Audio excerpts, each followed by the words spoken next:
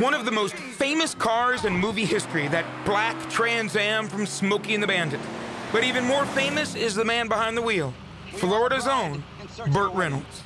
I love that car, and it was a gorgeous car. It really did well. You know, the sales went up 70% after the picture. I was 10 years old. I wanted one. Bad. Yeah. Bad, Mr. Reynolds.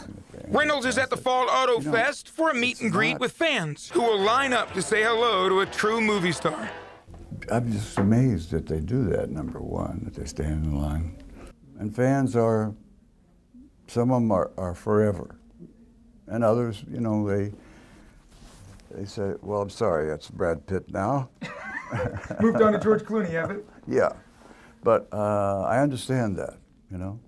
I had my run of that whole sex symbol thing. I hated that. I know. I just hated it.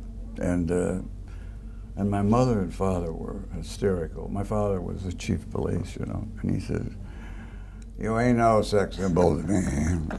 Burt Reynolds appeared in so many classic movies, was a part of the Hollywood elite, and often the target of tabloids. But now we'll get to hear those stories from his point of view, as he has an autobiography coming out next week.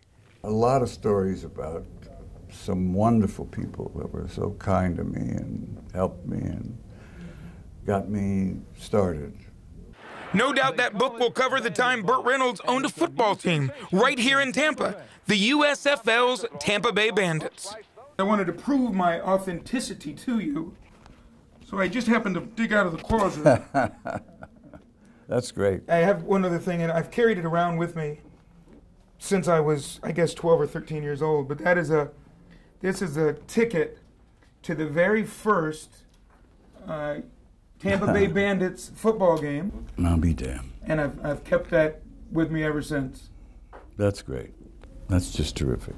From his proud days at Florida State to the many movies, TV shows, and everything in between, Burt Reynolds has lived a full life, and it isn't over yet.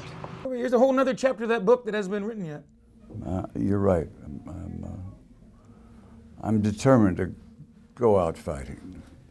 Charley Belcher, Fox 13 News.